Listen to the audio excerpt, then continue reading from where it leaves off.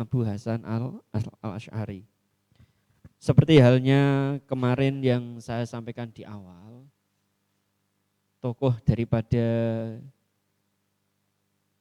Ahlus Sunnah wal Jamaah yakni adalah Imam Abu Hasan al-Asy'ari dan Imam Abu Mansur al-Maturidi. Maka nanti pada bab yang keempat kita akan mempelajari tentang biografi Imam Abu Hasan al-Asy'ari. Adapun untuk yang bab 3 itu nanti teman-teman bisa mempelajari sendiri berkaitan dengan haid dan istihadah. Karena saya yakin beberapa pelajaran yang lain tentunya sudah disinggung berkaitan dengan hal tersebut, tetapi perlu saya menyampaikannya mungkin hanya secara singkat seperti itu. Kita ke bab 3 dulu, yakni tentang haid. Secara bahasa ini bisa teman-teman buka di halaman 49 di bab rangkuman saja ya. Secara bahasa berarti mengalir, sedangkan haid menurut istilah adalah syarak, yakni adalah darah yang keluar dari farji atau kemaluan seorang wanita setelah umur 9 tahun. Ini memang sengaja mungkin materi ini disampaikan sebab MTS itu kan tidak hanya laki-laki saja, tetapi perlu bagi seorang laki-laki mempelajari tentang ilmu tersebut berkaitan dengan haid. Sebab besok kita itu kan akan menjadi seorang pemimpin, sehingga perlu kita memahami, maksudnya kepala rumah tangga, sehingga perlu untuk memahami ilmu-ilmu tersebut. Hukum daripada mempelajari ilmu haid bagi seorang laki-laki itu adalah fardu kifayah. Saya rasa begitu. Nanti di pembelajaran yang lain mestinya bisa disampaikan secara detail oleh bapak-bapak guru yang lainnya. Seorang wanita mengeluarkan darah haid jika sudah berumur kira-kira 9 tahun. Masa haid dapat digolongkan menjadi 3, paling sedikit adalah sehari semalam, paling lama adalah 15 hari, dan pada umumnya adalah 6 atau 7 hari. Jadi bisa dibedakan nanti haid itu yang seperti apa, terus jadi beda-beda nanti. Haid, nifas, terus istihadah itu beda-beda. Nah di fikih saya rasa ini nanti mesti akan dijabarkan lebih detail. Masa suci yang memisahkan antara satu haid dengan haid yang lain ialah minimal 15 hari. Wanita haid diharamkan 10 hal, yaitu yang pertama, ya ini yang tidak diperbolehkan bagi seorang wanita yang haid, yakni adalah yang pertama sholat, puasa, tawaf, dan membaca Al-Quran, membawa atau menyentuhnya, masuk ke dalam masjid dan berdiam diri, cerai, bersetubuh dan menikmati dengan membuka antara lutut dan pusar tanpa busana. Ini saya menyampaikan apa adanya sebab ini sebagai ilmu, sehingga teman-teman nanti ketika menjadi seorang kepala rumah tangga itu paham betul kaitannya dengan ini. Makanya fikih kenapa wajib kita pelajari, sebab ini berkaitan dengan keseharian kita. Nah itu kalau di fikih kitab maupun fikih 1 atau fikih 2 kalau bahasanya sekarang. Kemudian apa itu istihadah? Menurut bahasa artinya mengalir. Adapun menurut istilah syarak adalah darah yang keluar dari kemaluan seorang mati pada waktu selain waktunya haid dan nifas. Jadi bisa dibedakan haid dengan istihadah. Kalau nifas apalagi beda. Nifas itu adalah darah yang mengalir setelah seorang melahirkan. Nah kalau nifas itu biasanya 40 hari jaraknya. Nah, ini harus bisa diketahui ya. Inilah ilmu itu kenikmatan sebuah ilmu untuk seseorang bisa mempelajari, begitu amat sangat banyak sekali memang ilmu itu. Seseorang yang mengeluarkan darah istihadah tetap berkewajiban menjalankan ibadah sholat dan puasa. Nah, ini bedanya dengan haid. Kalau haid tidak boleh, tapi kalau istihadah masih boleh. Bagi wanita yang istihadah tersebut, jika ada melakukan sholat fardu maka harus melakukan 4 hal terlebih dahulu, yaitu membasuh kemaluan, menyumbat kemaluan dengan kapas atau yang serupa supaya darah tidak menetes keluar. Membalut kemaluan dengan celana dalam, pembalut atau jenisnya bersuci dengan wudhu dan atau tayamum. Itu kalau tidak ada air. Nah ini yang saya sampaikan secara singkat, tapi nanti di soal tidak ada saya mengkaitkan soal tugas maksudnya, itu tidak saya kaitkan di dalam bab haid dan istihadah. Tapi kita fokusnya pada hari ini adalah biografi daripada Imam Abu Hasan al-Asy'ari. Siapakah itu Imam Abu Hasan al-Asy'ari? Yuk kita buka bab yang keempat. Halaman 51. Dalam pertemuan pertama sudah saya sampaikan bahwa Ahlus Sunnah wal Jamaah dalam bidang akidah itu mengikuti dua imam besar, yakni adalah Imam Abu Hasan al-Asy'ari dan Imam Abu Mansur al-Maturidi. Di bab yang setelah itu kemudian dibahas lagi, lalu siapa itu Imam Abu Hasan al-Asy'ari? Kenapa kita diminta untuk mempelajarinya? Nah, maka sangat penting sekali sehingga kita tahu kalau kita membaca sebuah sejarah, membaca sebuah ilmu, maka kita harus tahu sejarahnya terlebih dahulu, kan seperti itu. Nama lengkap daripada Imam Abu Hasan al-Asy'ari adalah Abu al-Hasan Ali bin Ismail bin Abi Ishaq bin Salim bin Ismail bin Abdullah bin Musa bin Bilal bin Abi Burdah Amir bin Musa Abdullah bin Qais al-Asy'ari. Bisa dibuka halaman 55. Sehingga termasuk salah satu fuqaha di kalangan sahabat Nabi Muhammad SAW, yaitu Abu Musa Abdullah bin Qais al-Asy'ari.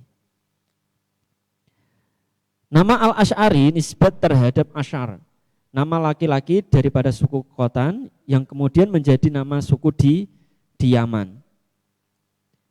Dari suku Asy'ar ini lahir sahabat terkemuka dan dikenal sangat alim, sehingga termasuk salah satu fuqaha di kalangan sahabat Nabi Muhammad SAW, yaitu Abu Musa Abdullah bin Qais al-Asy'ari. Nah, beliau tahun 260 Hijriah, itu kalau kalian bisa baca halaman 55 di buku KN1. Kalau belum mendapatkan bukunya bisa kalian cari di beberapa literatur yang lain yang menceritakan sejarah daripada Imam Abu Hasan al-Asy'ari. Kemudian singkat cerita,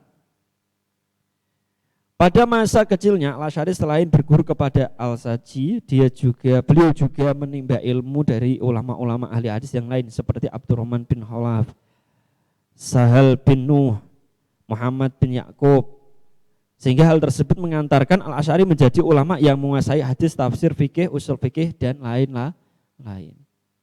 Itu pada masa kecilnya, masa kecil kita ngapain? Ini sebuah perbedaan. Setelah ayahnya meninggal dunia, ibu beliau menikah lagi dengan salah seorang tokoh Mu'tazilah yang bernama Abu Ali al-Jubai. Jadi setelah ayahnya meninggal, kemudian ibunya menikah kembali dengan salah satu tokoh Mu'tazilah. Nah, ini dulu kalau di awal saya pernah menyinggung bahwa Abu Hasan al-Asy'ari itu pernah mengikuti paham Mu'tazilah. Ini kalau teman-teman masih ingat apa tidak kira-kira. Kemudian awalnya Imam Abu Hasan al-Asy'ari itu sangat tekun sekali mempelajari ilmu-ilmu daripada ajaran Mu'tazilah. Namun setelah beliau mendalami ajaran Mu'tazilah, terungkaplah bahwa ternyata banyak celah dan kelemahan yang terdapat dalam aliran tersebut. Beliau mempelajari itu, mendalami paham Mu'tazilah itu sampai usia 40 tahun. Nah, ini. Terus kemudian beliau keluar daripada pemahaman dari Mu'tazilah. Lantas apa yang melatar belakangi mengapa Imam Abu Hasan al-Asy'ari meninggalkan Mu'tazilah? Dulu kalau di awal itu kan saya pernah menyampaikan Mu'tazilah itu ada suatu peristiwa apa dulu namanya? Malah lupa saya. Nanti kalau apa namanya? Nanti kalau ingat saya sampaikan, nanti saya singgung. Nah, Yang melatar belakangi itu adalah apa? Yang pertama mimpinya bertemu dengan Rasulullah SAW sebanyak tiga kali. Yakni pada malam ke-10, 20 dan 27 bulan Ramadan. Dalam mimpinya Rasulullah mengingatkan untuk meninggalkan Mu'tazilah. Ini kata Ibnu Asakir. Ini kalian bisa lihat di halaman 56. Dalam 3 mimpinya itu Rasulullah mengingatkan agar meninggalkan paham Mu'tazilah dan membela paham ahlu hadis, kelompok yang berpegang teguh dengan sunnah. Perpindahan ini kemudian ia didelegasi kepada halayak umum di Masjid Basra setelah melaksanakan sholat Jumat. Jadi setelah beliau pindah dari Mu'tazilah ke Ahlus Sunnah wal Jamaah, lantas kemudian diumumkan kepada halayak umum, yakni dalam masyarakat di Basrah. Kemudian dikasih tahu. Nah ini Mu'tazilah itu dulu sudah saya pernah singgung, kalau Quran itu adalah bagian dari, Al-Quran itu makhluk. Ini menurut orang Mu'tazilah. Terus kemudian peran beliau dalam Ahlus Sunnah wal Jamaah apa? Yakni adalah yang pertama perumusan ajaran akidah tentang pembagian sifat Allah Subhanahu wa taala. Dan Nabi yang terkenal dengan akidah 50 atau aqaid seket. Di mana Allah memiliki sifat 20, sifat wajib dan sifat 20 mustahil dan 1 jaiz.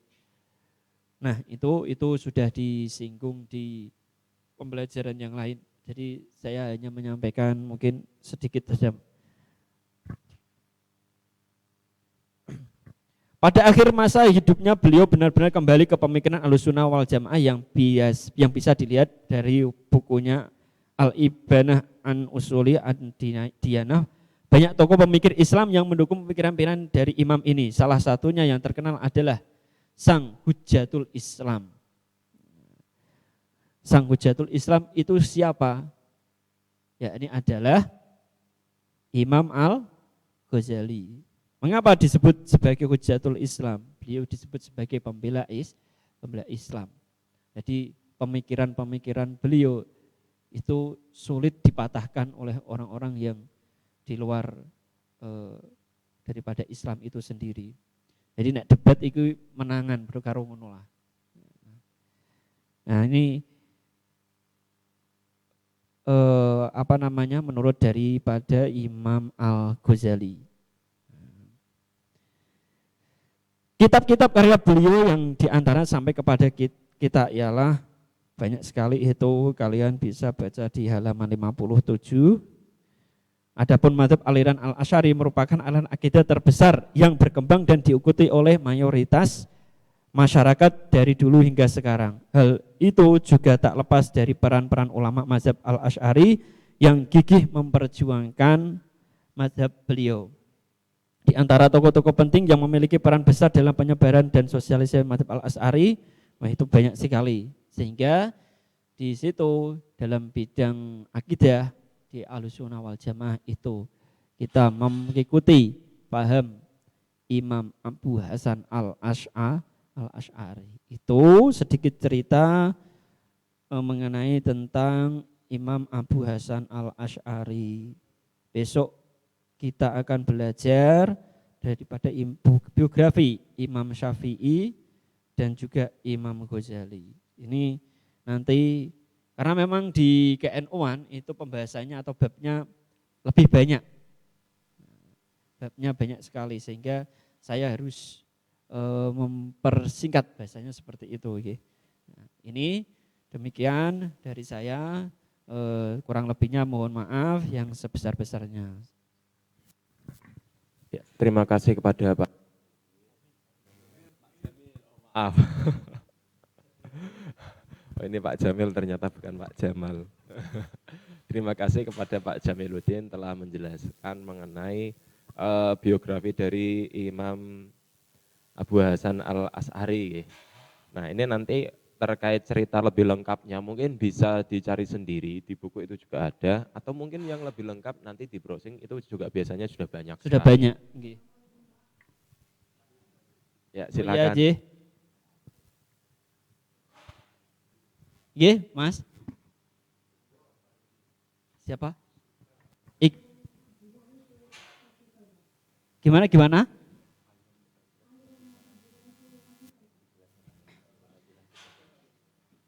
Ya, aliran Mu'tazilah itu di depan dulu pernah saya sampaikan, pernah saya singgung. Paham ya, paham daripada Mu'tazilah. Kalau disampaikan radikal apa ndaknya, yo hampir ke condong seperti itu. Tapi ada pemahaman yang salah di situ, ya. Terus ada sejarah ketika pada saat di pemahaman Mu'tazilah itu berkaitan dengan Al-Quran tadi yang saya singgung, bahwa di pemahaman Mu'tazilah itu Al-Quran disebutkan bahwa Al-Quran itu makhluk. Nah, padahal kalau di di Ahlussunnah wal Jamaah itu adalah bagian dari saya kok malah Qadim ya, sehingga ini yang menjadi mendasari termasuk salah satu keluarnya Imam Abu Hasan Al-Asy'ari tentang berkaitan pemahaman tentang itu. Sehingga ada suatu peristiwa besar yang namanya adalah Mihnatul Quran, yakni fitnah yang mengatakan bahwa Al-Quran itu adalah makhluk. Nah, nek gini kita Quran itu adalah firman Allah. Nah, ini yang ora pas janjane seperti itu. Jadi kalau dirasa pemahaman itu apakah radikal atau enggak, yo hampir saya rasa begitu. Sehingga benar kalau Imam Abu Hasan Al-Asy'ari itu kemudian keluar daripada Mu'tazilah itu di situ. Itu jawaban dari saya. Memang ada pemahaman-pemahaman yang kurang pas, tidak sesuai, sehingga melatar belakangi Imam Abu Hasan Al-Asy'ari salah satunya itu adalah itu tadi. Nah, itu jawaban dari Bapak Jamil terkait dengan Mu'tazilah. Mu'tazilah itu sebuah paham yang mengatakan bahwa Al-Quran itu makhluk. Nah, dan paham ini berbeda dengan paham yang kita anut, dan ya intinya berbeda pemahaman gitu saja. Mungkin ada. Oh ya, baik. Berkaitan dengan beberapa pemahaman atau di dalam kalangan Islam, yakni salah satunya adalah Ahlussunnah wal Jamaah, ada Mu'tazilah, Murji'ah, Khawarij dan sebagainya. Itu banyak sekali sebenarnya yang kita masih harus pelajari, sehingga kita harus benar-benar tahu ini yang harus kita ikuti itu yang mana. Nah, itu memang kita harus benar-benar jeli berkaitan dengan hal itu, sehingga jangan sampai nanti akidah kita itu rusak karena pemikiran-pemikiran kita yang sedemikian rupa, karena sering mendengarkan dari sana karena kita tidak tahu ini paham siapa, mengikuti paham siapa, dikiranya itu baik, semuanya memang baik, tetapi apakah itu sesuai atau tidak, nah itu belum tentu. Nah, akidah itu harus dipertahankan. Nah, pokoknya ikuti Ahlussunnah wal Jamaah An-Nahdiyah. Nah, sekarang gitu, Ahlussunnah wal Jamaah An-Nahdiyah. Diri kita itu pasti sudah selamat, saya rasa begitu. Terima kasih dari saya. Wassalamualaikum warahmatullahi wabarakatuh. Waalaikumsalam warahmatullahi wabarakatuh. Terima kasih kepada Pak Jamiluddin yang telah memaparkan materi mengenai